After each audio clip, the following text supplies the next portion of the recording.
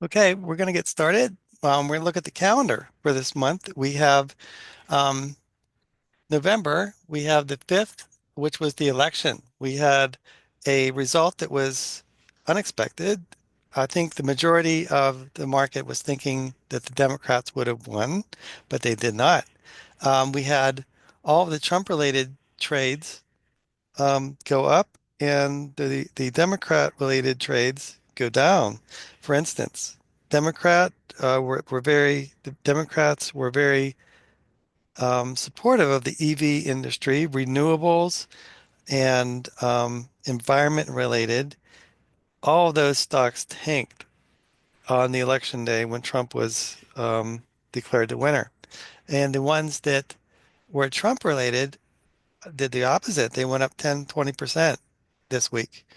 So we're going to review that and the effect of the Trump administration on stocks. Okay, what else happened this week? We had, of course, the Fed reducing the interest rates by 25 basis points. That's going to be helping the stock market. Right now, that's accommodative to higher valuations in the stock market. Um, so we're at a position right now where we're overbought. So I'm putting next week as like a very cautionary um, time in the stock market where all the stocks have rallied this week like a lot, 4.5% for the S&P. We had banks go up 20%. I mean, it's pretty nuts. And a lot of times when things are overbought, people are greedy. It's a time to do the opposite and not buy. So next week we're probably going to have like a little pullback, and we have Nvidia earnings coming out on the Saturday on I'm sorry, the 19th. So the stock market will um, be greatly affected by those earnings. We had a lot of indications, a lot of canaries in the coal mines where Nvidia is going to have stellar earnings. Nvidia is interesting. It's trading for a fair value of they're growing at 30% a year and their PE is around 30. So um, in general, they're fairly valued, but they have a potential of um, if they miss their estimates, they'll go down a lot. So we'll watch that. We have look forward to the Thanksgiving holiday. The whole week around Thanksgiving and the whole week around Christmas are usually golden because people are happy and they just buy stocks whenever they're happy and they have a lot of the holiday spirit. We had the Fed meeting again in December and um, and then we have, of course, New Year's, which is January 1st. So we have a lot of holidays. And we have, at the end of the year, we also have a lot of intangible market forces that make the stock market go up. For instance, we have pension funds that need funding. We have end of year people trying to get money into the 401ks. A lot of things that just make the last couple months usually positive. So November, the one month we're in right now, is usually up 1.48%, which is pretty good. We also have December up 1.1% average. So seasonality wise, we're going into the best times of the year and in January. So you have to keep that in mind. Let's look at some of our talking points. S&P is up 4.5% since last week. That is pretty good. Um, we have we have a lot of stocks rallying after the Trump win. We have 46% of stocks over We have no 64% above the 50-day moving average, 73% above the 200-day moving average. So we have momentum in the stock market. You can see from the chart here, we're at the top of our range. So we're above all of our moving averages, which is here. This is a 150-day moving average, at 200, the 200-day moving average, and we have a 100-day and the 50-day moving average. So that gives us a lot of momentum. Um, Right now we're overbought, so most likely I have yellow for the next week. We'll probably pull back a little bit and then end of the year we'll be up here. So so anyway, that's keep that in mind. Let's look at some more of our other talking points. We have certainty now. The stock market loves certainty. And then whenever there's uncertainty in the market, the stock market usually goes down or doesn't commit to going up. So um, the only, hmm, I guess the things left for the stock market to for uncertainty are, how is the House and the Senate officially going to be um, voted? Is it going to be all Democrats or all Republicans in the Senate and majority? So we don't know that yet. So soon until it's all finalized, that's the one intangible. Um, we're finishing up the earnings season. The NVIDIA is going to have the earnings pretty soon, and um, market is pricing. So the market actually is now um, rallying because of possible Trump policies. So we know we've been saying for like a half a year now that the stocks go up before an election, and they end up going up 10% or so in the last 6 months. Um, Market breadth. We have a lot of stocks participating in this rally. Um, so all the intangibles say that the stock market is it's in an uptrend and it's going to continue to go up. Our themes from the beginning of the year. Um, the stocks that did bad last year will do good this year. That's good. That's still performing well.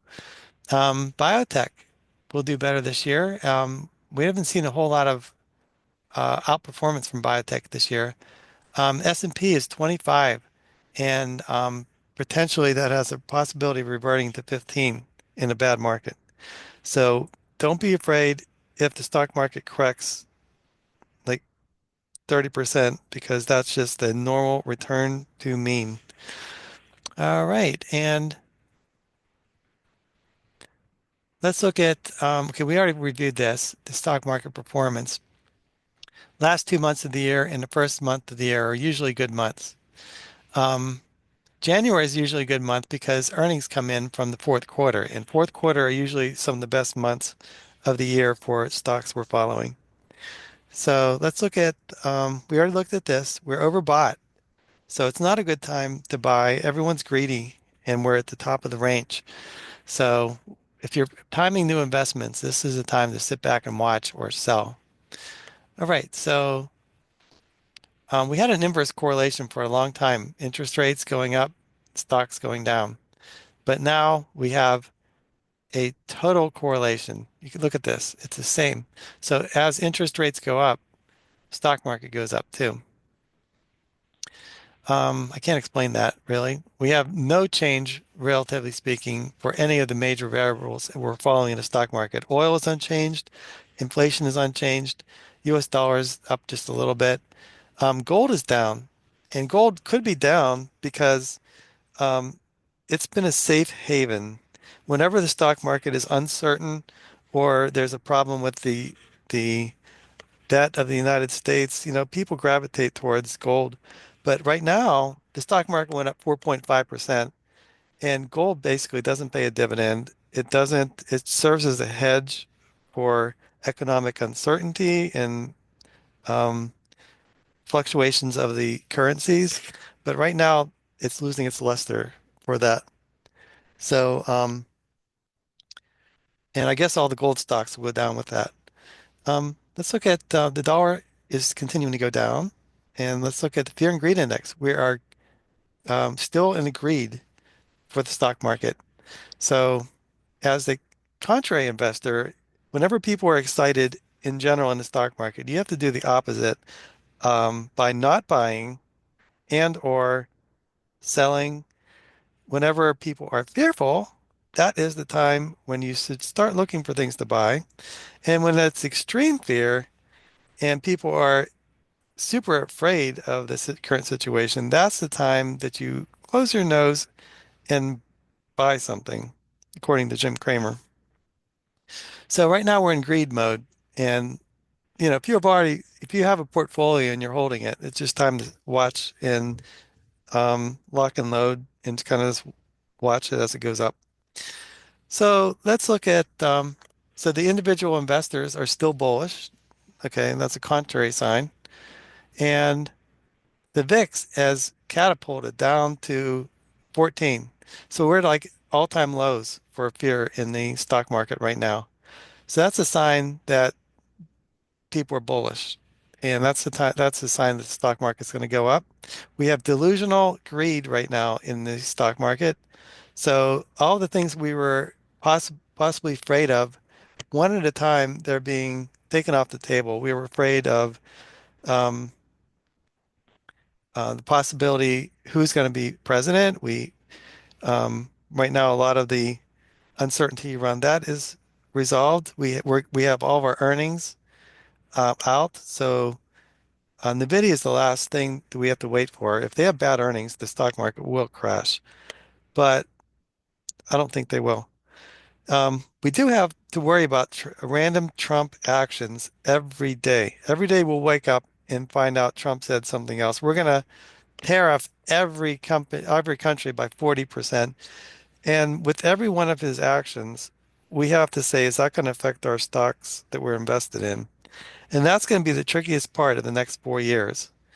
Um, because if, let's say a scenario, Trump puts tariffs on all of China goods and maybe 50% tariff. How does that affect every one of the stocks we're following? Well, it's going to affect Apple because Apple makes most of their products in China. It's going to affect every retailer, such as Walmart or Dollar Tree, that import China goods. So we really have to do a end of the napkin understanding and write down how it affects the stocks we're following as soon as something like that happens. And that's going to be tricky. And the stock market does not like uncertainty. And it might, the stock market might crash whenever these things happen. Um, let me see, what else do we have to worry about? Okay. All right. So let's look at some more ideas. We have a PE ratio on the S&P now of 25. That is like a super high. It doesn't get up there very often. You can see it in 1981 with the S&P. This is the S&P. 1999, the PE was at 25. These are like, relatively all-time highs for the S&P. So it's very dangerous. Just don't be surprised if there's 30% correction in the stock market because that'll make us um, go back down to like a 15 PE in the S&P. Okay, so let's look at our worst at first. We always do this every week. The healthcare, energy, consumer staples, and utilities were the worst of last year. Now utilities are 25%, which is pretty good. And staples are up 14%, and healthcare is only up 10%. But energy has lagged yet again. It's one of the worst performing sectors this year in real estate. So the losers of last year are doing pretty good this year, actually. But the winners from last year are also the winners for this year. And that's primarily because they're earning more and they're higher growth. And these sectors um,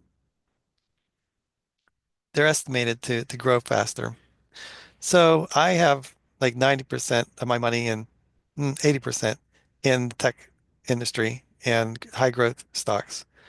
So that's why I keep it there because they're over time they grow more than any other sector. Let's look at let's look at some more. Let's look at our sectors for this. Hold on. Okay, let's look at we have Exxon. They do body camera companies that need video evidence whenever something happens. And so they basically make their money, Exxon, by basically giving away their devices, the video cameras, and they charge for the rental of storage on their servers for the videos. So they had really good earnings. So that's why they're up a lot. We have Tesla up, and it's been up like 10% every day this week. And that's because of the Trump. win. Elon Musk was a proponent of Trump. He helped him get elected. And because of that, there's a um, unwritten rule that he's going to get some favorable treatment in the new regime. Let's look at some of the top decliners. We see M-phase energy, it's down 6%. All of the Democrat-related stocks that were good for the environment, that were good for renewable energy, and all those have tanked this week because the Democrats supported them and the Republican probably won't, and they'll get rid of a lot of those benefits for the um, renewable industries. So M-phase, a lot of the lithium miners, um, anything solar went down like 10 or 20% or more this week because of that. So we're going to see that on a daily basis now that the stocks doing well are like Trump related stocks, the ones doing worse are Democrat related stocks. So we have um, Freeport McMoran, they're down because probably because the price of gold, is going down and there's not a good as demand for that. We have um,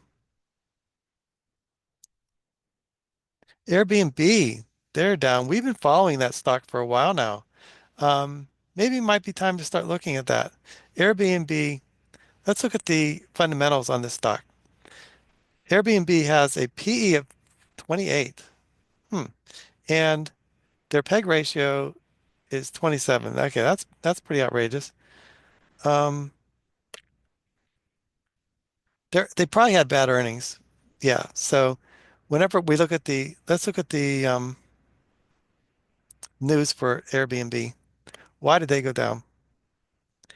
I know that Expedia did well, so it can't be that sector that's doing really bad. Um, and provided revenue. Whenever a company reports bad guidance, that's worse than missing your numbers sometimes. Um, so right now it's still about to start looking at it. We've been following it's a little bit more better priced. If you look at the price of this in Airbnb, let's look at the chart.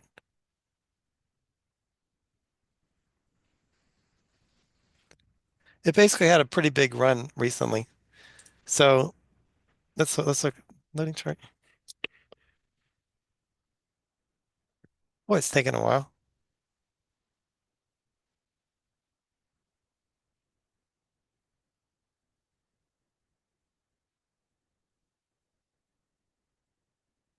Okay. You can see that it dropped right around August a lot. And it's made its way like 10 or 15% up. Now it dropped back down to here. Um, I guess I like to look for the stock to drop around. See, there was support right here. And if you look back a couple years, you can see that there's like several years support at this level right here. So if this stock dropped back down to this level, that's a good time to start buying it, I would think. But um, let me see. Let's look at some more of the sector, the stocks going up and down. Let's look at the Nasdaq. We see Tesla, of course, is up because of the Trump um, trade. We have T-Mobile. T-Mobile is kicking it. They're a leader in the 5G. It's one of the stocks we're following. They just had earnings that were good, and the CEO is saying great things about people wanting their iPhone 16, which is good for Apple. So let me see what else can we see in this top 10. We have Excel Energy. We have some stocks related to the data center, which is Excel Energy. Um, all right, and we have Fortinet, which is a stock for cybersecurity. The ones doing the worst, Airbnb. We have PDD Holdings, which is the Chinese Temu um, retailer. We have Datadog. Okay, Supermicro. A lot of these involve. These are data center stocks. Datadog, Supermicro, and Global Foundries. These are all stocks related to chip making and data center. So let's that was a good exercise. Let's go back to our talking points. 10-year and our cheat sheet. So it's 0.37 sectors. If the yields rise, that's good for financials, insurers, and tech stocks. If the yields um, rise, it's bad for small caps, people that these are companies that want to borrow money. So stocks like home builders are affected because if you have higher interest rates, then it's harder to sell houses. So we're going to follow this and see if it matches today's up and down. So we know that the treasury is going down. So that should be positive for small caps, high yielding, home builders, speculative, and REITs. Let's see if that matches. Okay, let's look at our sectors. Okay, we know the price of gold has gone down 2% this week. So that's why the gold miners are going down a lot. And the price of oil isn't going up. So that's, um, let's look at okay, the S&P retail ETF could be going down because of tariff worries. If there's tariffs placed on Chinese goods, then a good number of retailers will have a problem because they'll have to charge more for their items.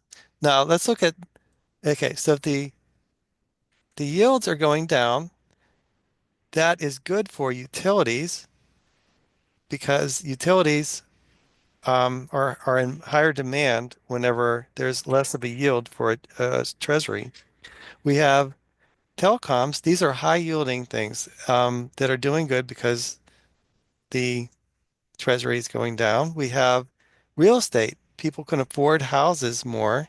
Their mortgage rates will go down, and so they'll sell more houses. And this is a perfect day for this rising yields formula. So one's doing the best today. Let me see. We have consumer staples. These are high yielding. We have home construction. As interest rates come down, houses are more affordable and they sell more. And the one's doing the worst today. Okay. So that was a one-to-one correlation to this little formula. So you have to keep in mind how important the 10-year is when you're investing and how that affects every day the stock market. Let's look at some more of our talking points. Okay, Dan Now's picks from the beginning of the year. I can't wait for his next year's picks. Amazon up 37%. Meta 67%. It went up 7% this week. Both Amazon and Meta went up 7% this week. Texas Instrument up 33%.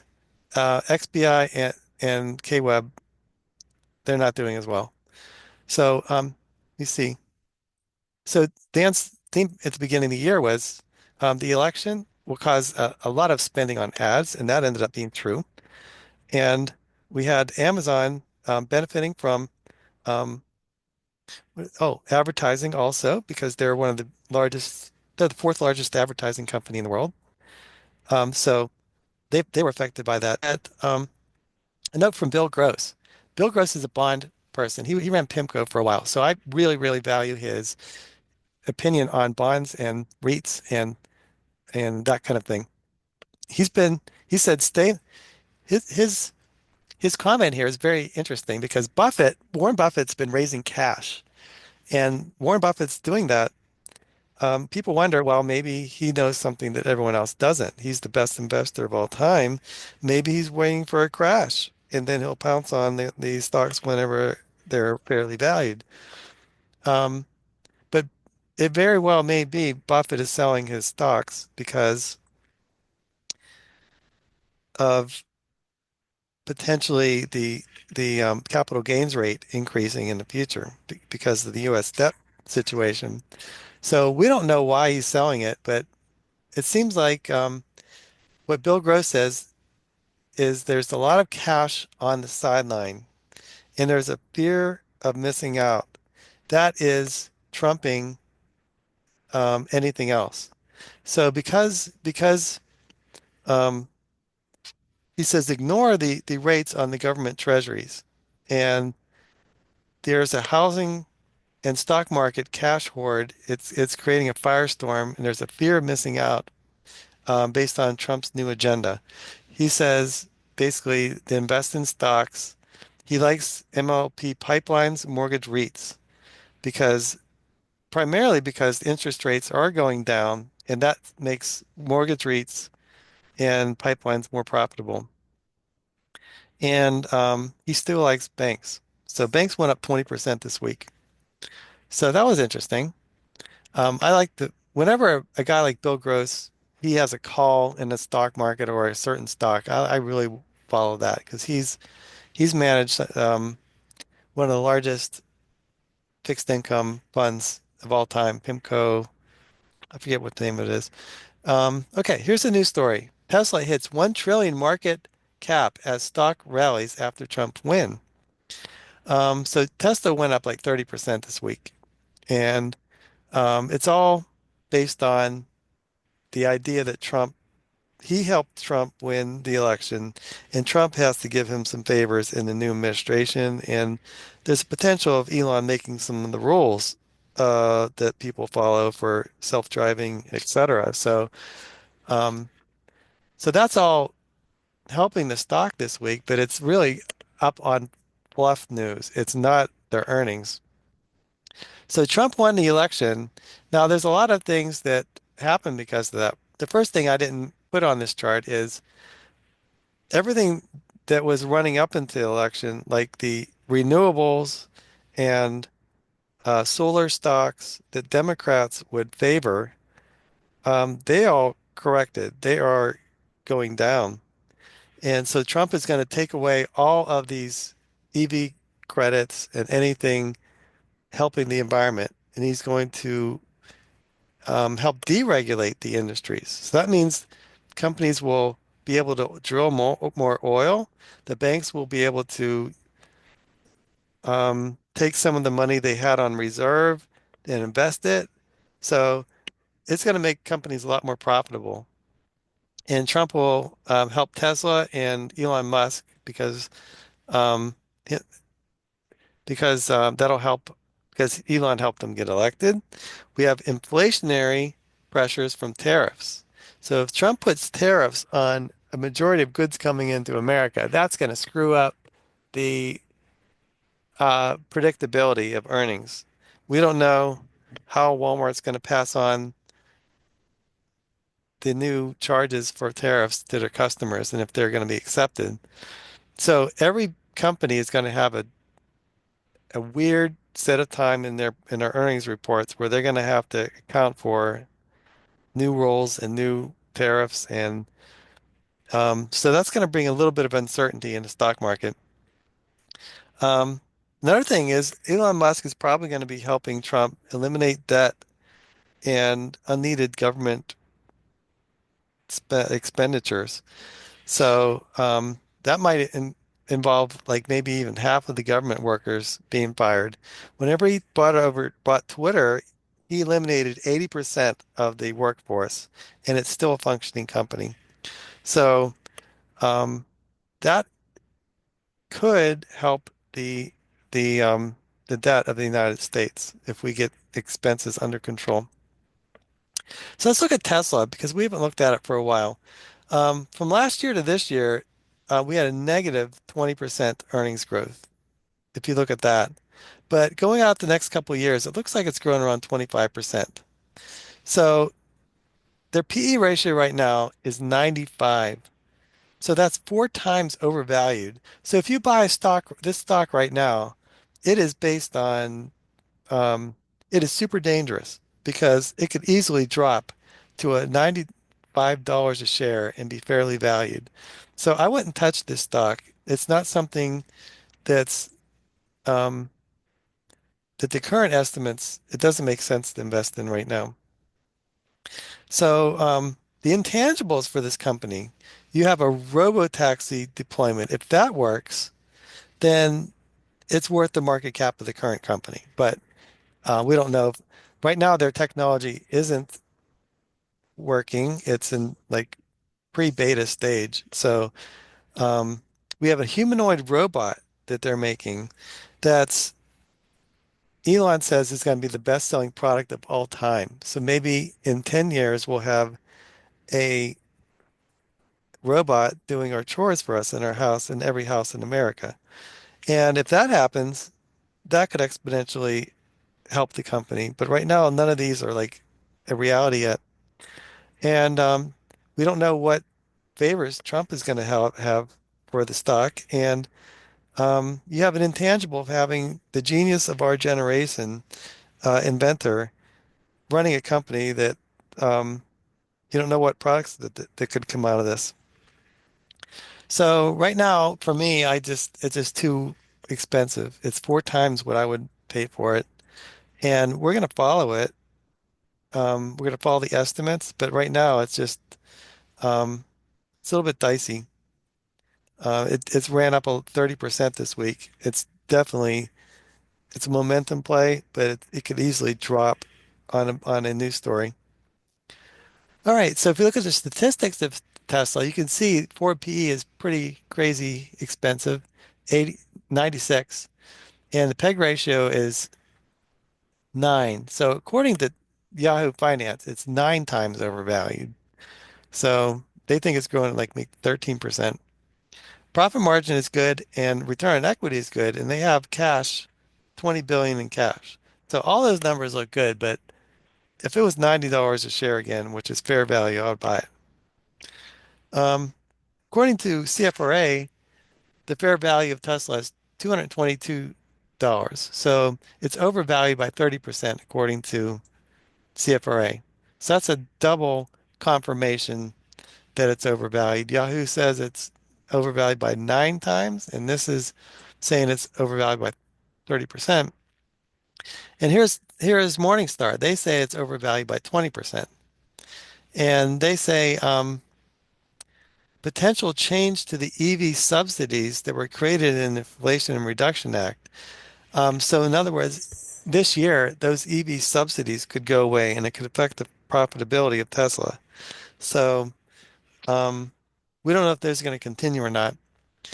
And so they're trading above their fair value.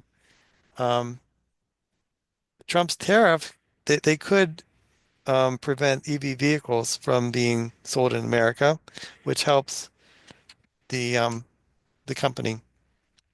And Elon Musk might be able to advise the U.S. federal autonomous driving regulations. So there's a lot of intangibles about this, but right now it's too sketchy for me to put money into. All right, so I did a screen for stocks, and I sorted by cash flow growth rate for 5 years, for the next 5 years. I thought it'd be interesting to review that and look at some of the two stocks that are the top two stocks in this list. These are small cap stocks, so they're not as reliable.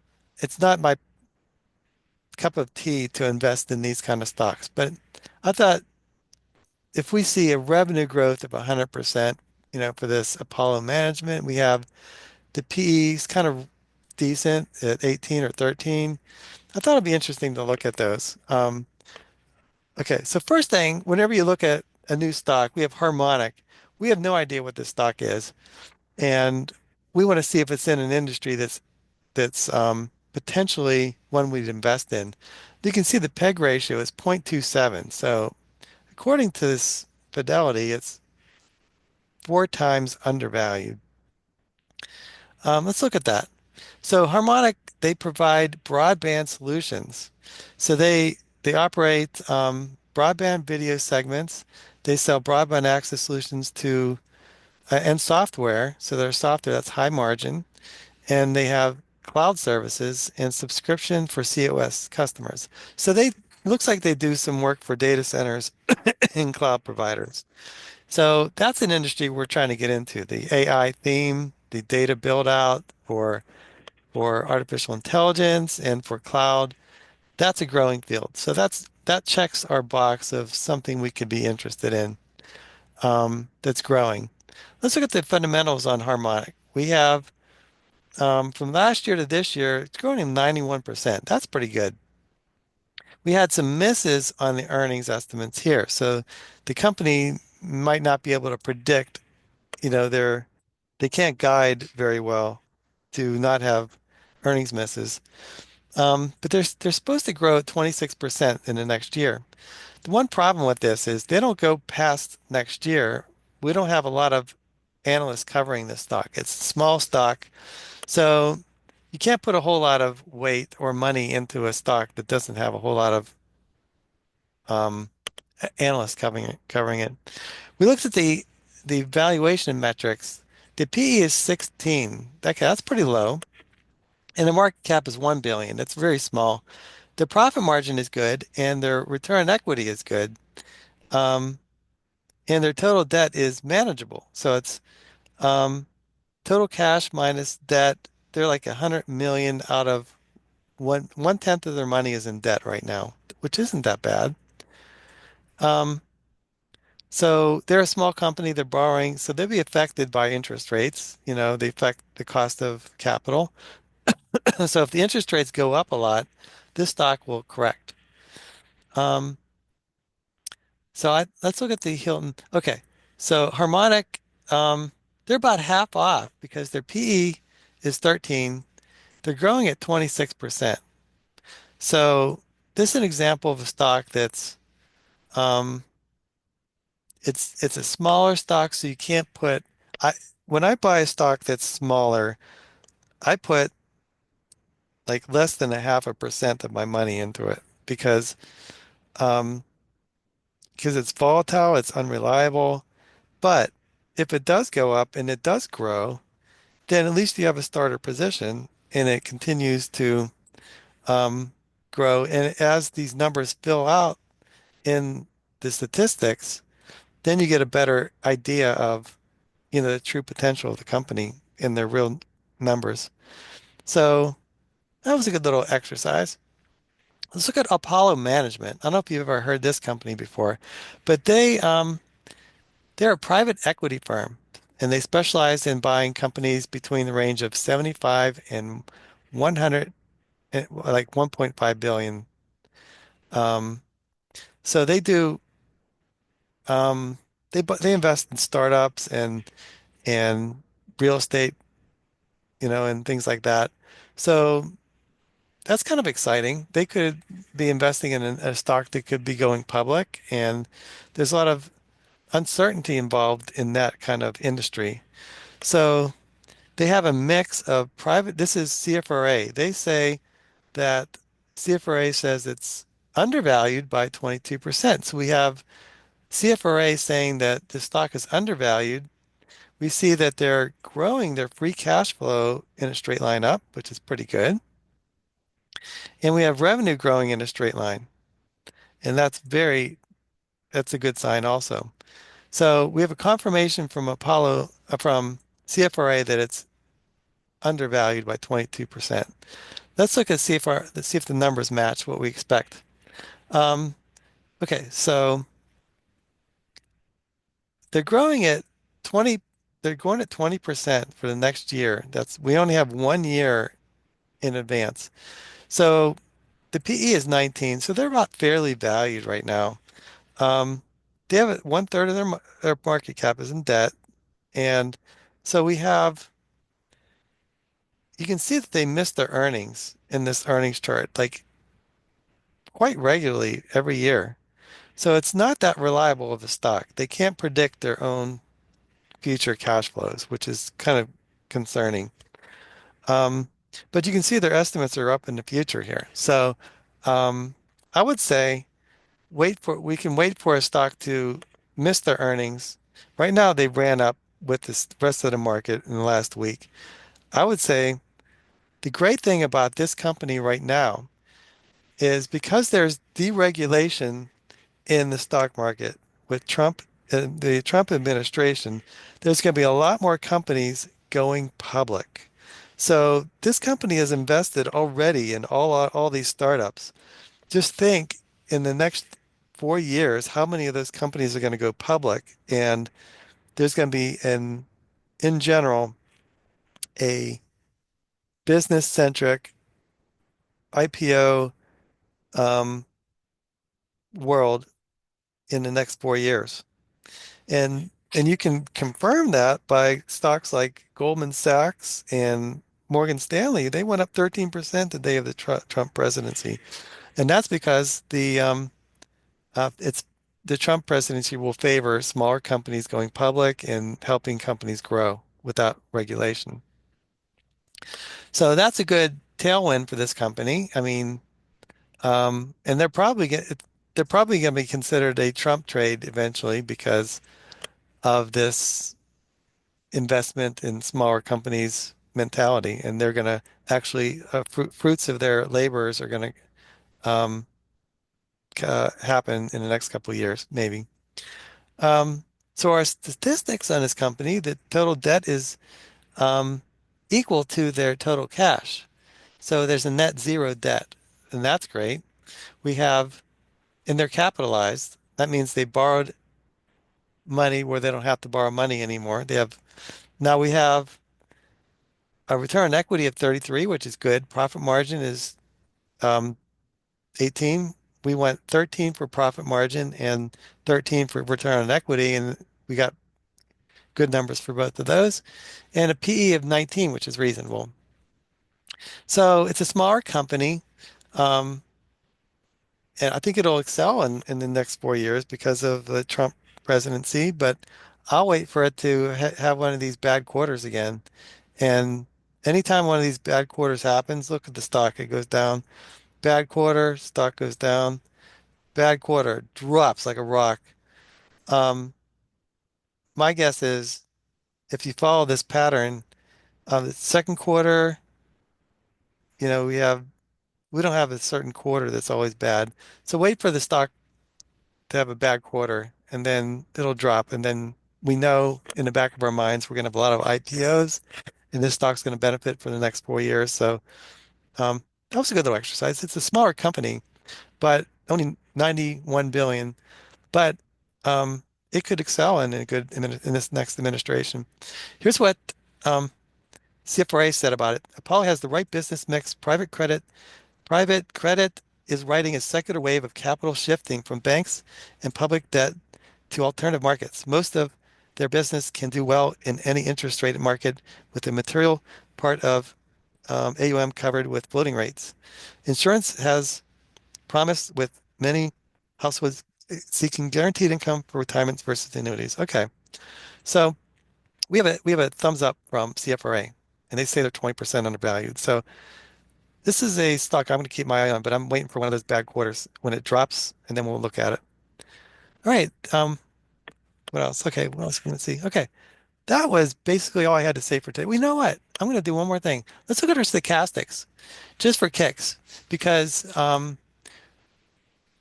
we haven't done this in a while. It's good to really understand where the stocks are in the scheme of things before you invest. You can see this in the S&P, almost 80% of stocks in the stock market follow the S&P. So if the S&P goes down, majority of stocks go down with it. We're overbought at 80 and we're at the top of the range. So I have for this week, um, this coming week, I have like a very cautionary approach. We have all caution for the next week because basically we're overbought. The stock market rallied, and a lot of times after that happens, you consolidate. But I expect the stock market to be up here at the end of the year because we have good months coming up, seasonality wise. Okay, so now let's look at some of our other stochastics information. Okay, we have QQQ that mirrors the S&P. It's at the top of its range, trading range, and it's getting to the point where it's overbought. Um, let's look at this. Okay, this one is XLC. These are the big tech stocks, basically Google, Amazon, Facebook. Um, and it's overbought. And it's at the top of its range. Not a good time to buy. And this is the healthcare sector. Okay, you can see that it's oversold and over, it's at the bottom part of its channel. So if you're interested in consumer related, this is healthcare. Okay, healthcare related stocks. This you're safe and starting to buy some here if you want. You can see this 200-day moving average. is support, and the 150-day moving average is support. So this green line right here is very important. This green line is the 150-day moving average. So stocks usually trend towards that, and it's still in an uptrend. So um, if you're interested in healthcare related stocks, this is almost all of them will follow this chart here. So I'm thinking maybe at the end of the year we'll start going up again. Um, let's see this is in industrial. Okay, the industrial, this is overbought and at the top of its channel. Not a good time to buy. This one is the consumer staples, and this is like Procter and Gamble and related stocks that they're oversold and at the bottom of their channel. So it's a good time to buy that sector. And you can see the financials went up 20% this week. So they're out of their trading range, but still they're overbought and not a good time to buy those. All right, so utility sector, they're down to the bottom of the range and they're oversold. So that's if you want to get into some in of this sector, it's a good time to buy that. And this is real estate as the interest rates continue to um, if the interest rates go up, the real estate sector goes down in the opposite. So right now it's oversold. And let's see what's more. Let's look at somewhere primarily due to the price of oil is $70 a barrel.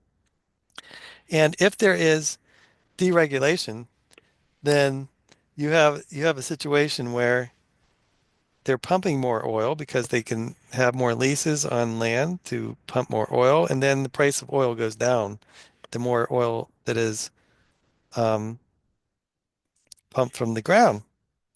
So that could be why that the uh, energy sector continues to go down.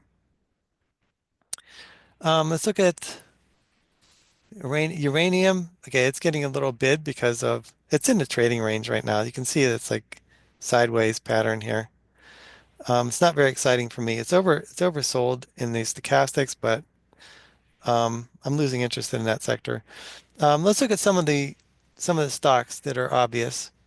We have Alphabet. It went up like 10% this week. That's primarily because the new administration will decrease the um, regulation, and Trump might put someone in the SEC that will be favorable for Google in their antitrust lawsuit. So all that hope made Google go from oversold to almost overbought. So you can see it went up 10% this week. Let's look at Altria. Altria is overbought right now.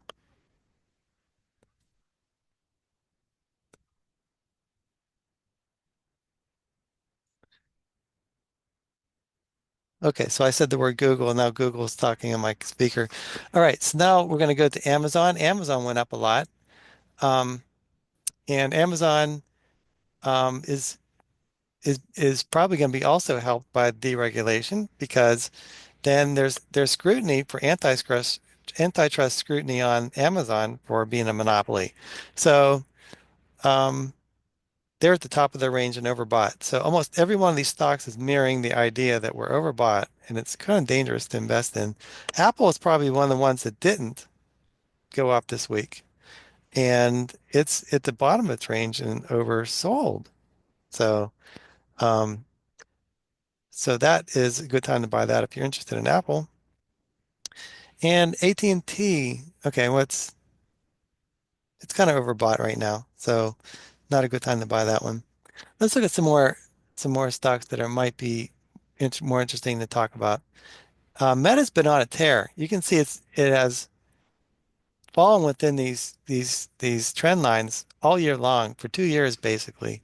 This is one of the most powerful stocks in the stock market, and they had decent earnings, wasn't bad in this quarter, and they're growing like 20%.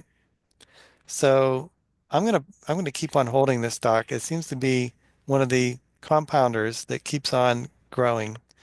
Um, let's look at this one, JP Morgan. You can see that it went up 20% this week. This move right here due to that possibility of deregulation in the Trump administration. So it's basically not a good time to buy the financials. They're like overbought. Um, let's look at some more stocks. Okay, Pepsi's like in the trading range. You can see it's like in a sideways pattern here, and um, they're dividend paying stock. They pay like three or 4% dividend. They're oversold right now, and they do all their business, most of their business in America, so they're not going to be affected by Trump tariffs or like things. So for me, I've held it for 10, 15 years, and it's like a over time, it's a 5% total return, which isn't bad, but it's a fixed income kind of stock, not necessarily a growth stock. Let's look at Procter and Gamble. This matches our XLP consumer staples chart. You can see that um, it's out of this sector is out of favor right now. Um, but for me, I'm buying and holding. I see an uptrending chart right now, and it's above. It just fell just a little bit below its 200-day moving average. So we'll have to keep our eye on that. I'm hoping it goes back up in this chart and zigzags up some more. But for me, it's a dividend play. It yields like 3% over time, and so that's something I'm buying and holding, even if it goes sideways forever. And let me see. Let's look at some more interesting stocks.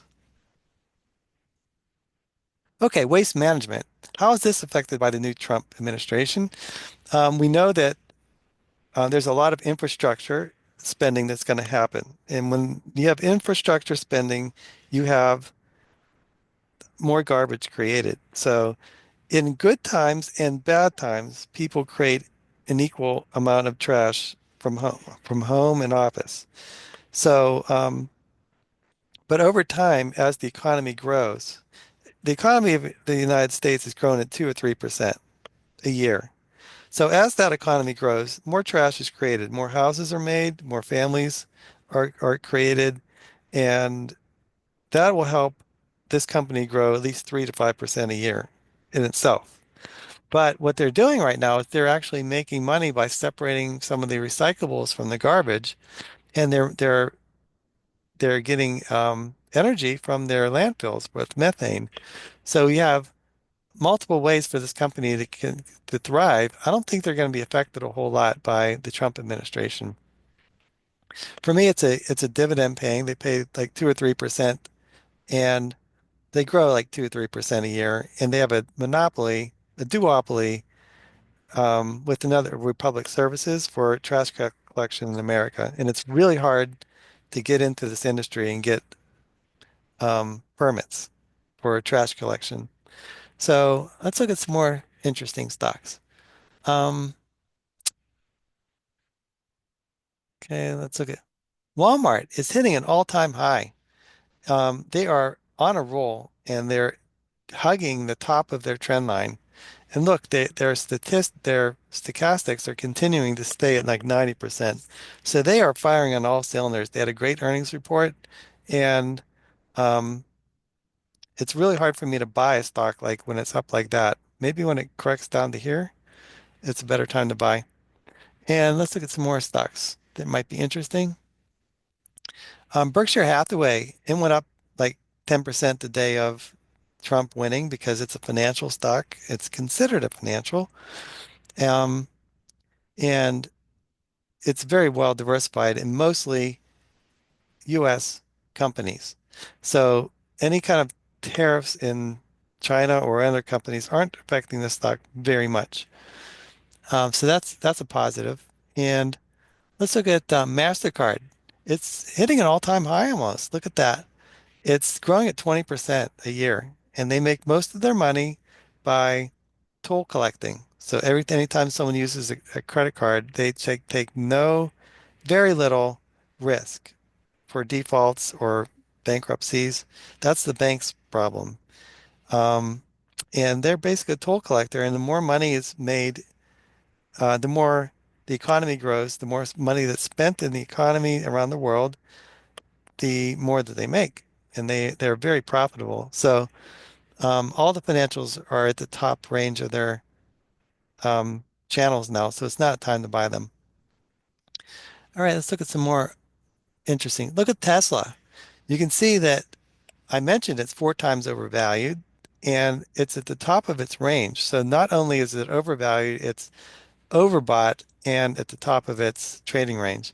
So it's not a time to buy that one. It's time to either sell or don't buy because it'll probably, continue its zigzag pattern up like that. Um, all right. So NVIDIA is reporting their earnings next Tuesday. So right now they're overbought and they're nearing the top of their channel. So a lot of times before earnings, you see a stock going sideways, it's waiting for the earnings to come out. So there's not a whole lot of commitment in companies and buying it before earnings happens. But if they have good earnings, they're going to go up to the top of this range. If they have bad earnings, they'll probably drop down to here. And if it's really bad earnings, you have to look at these past levels of support, like right there, right here, and possibly right here, because whenever stocks had support in the past, that's whenever they'll drop down to that support, if there's some bad news next week. All right. Well, I think that's all I had to say for today. I hope you had a good session and I hope you have a good profitable week next week. And I'll see